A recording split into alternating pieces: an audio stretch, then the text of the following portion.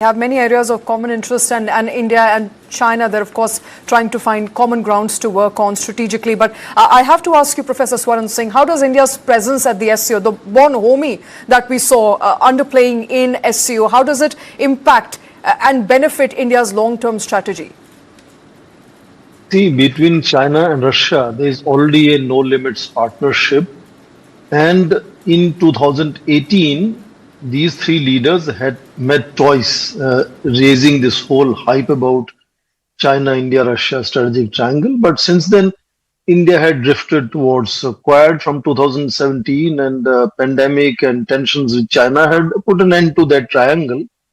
That is now being revived, and in that sense, normalization of India-China relations is giving an opportunity to both China and Russia to showcase India being integral part of that strategic triangle. And that has gone as a clear message to President Trump that if he wants to bring tensions in India-US relations, India has other takers, India has other alternatives. India tried to make sure that Prime Minister goes to Japan first, so that there is a bit of a balancing, that India is also engaging a close ally of United States. But message was really hyped up primarily because the way Xi Jinping's speeches talked about US bullying, Cold War mindset. President Putin gave a press conference on multipolarism.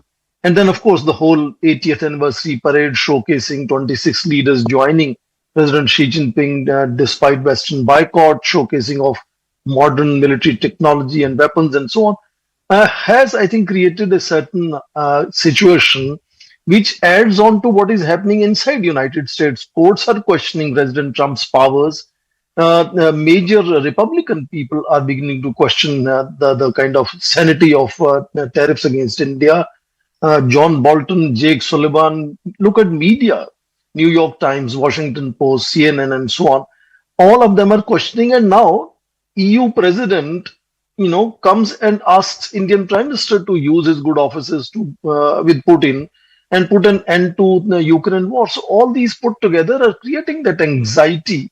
And let me just end this comment by saying that this remains primarily a President Trump's trouble with India and other countries. I don't think institutional and deep state United States is really looking at India as a problem. We recently had 2+2 meeting revived. And a lot of other things are continuously still happening. But yes, Trump's anger, anxiety will create some hiccups, some roadblocks, even some damage for India-US relations. But I think we have to understand it is primarily Trump's problem rather than United States' problem with India. Right. All right, Professor Swaran Singh, when you talk about, all countries aligning against the West, is it not a very microscopic view of how the world works today? It's a multipolar world. It's not East versus West. It's about multi-alignment. And I believe that's what India is also trying to do and has done by the way of participating in SCO. I fully agree with you. I don't think even if we imagine worst case scenario, we today can have bipolar divisions like 1950s and 60s Cold War times. The world is so deeply intertwined, interdependent, interconnected today that it's not possible to have kind of a clear division of who is on which side. India keeps its options open even now with United States. You heard Commerce Minister Piyush Goyal still saying that by November we are likely to have the first tranche of a bilateral trade agreement. We are still hopeful.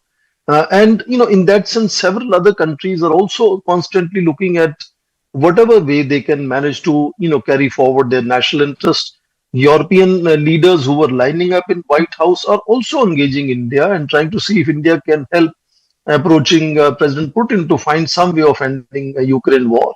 So in that sense, yes, what is happening very clearly is how most of these nations are beginning to look at alternatives.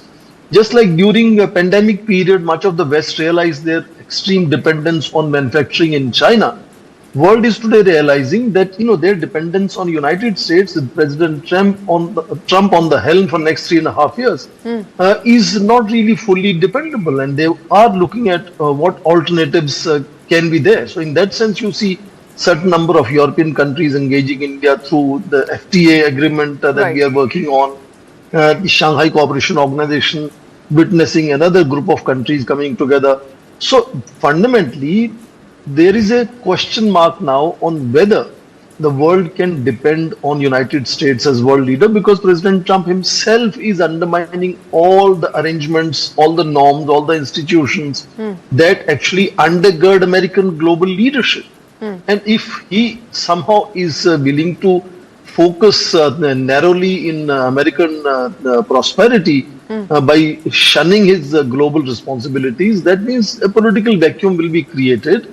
And then whether Russia, China, India want to take that space, they have no option, because they will have to step in, given expectations of several other countries who work with them regularly. I mentioned 26 national leaders still stood with President Xi, even when there's a Western boycott. So definitely there is going to be realignments of certain kind, not in terms of clear divisions, but definitely, drifting away from United States and looking at China as the new epic center. And a quick example is all the development banks, from Asian Infrastructure Investment Bank to BRICS New Development Bank to now SCO's Development Bank likely to happen, are all getting settled in China. Look at Bretton Woods institutions, World Bank and IMF were settled in New York, in Washington at that time.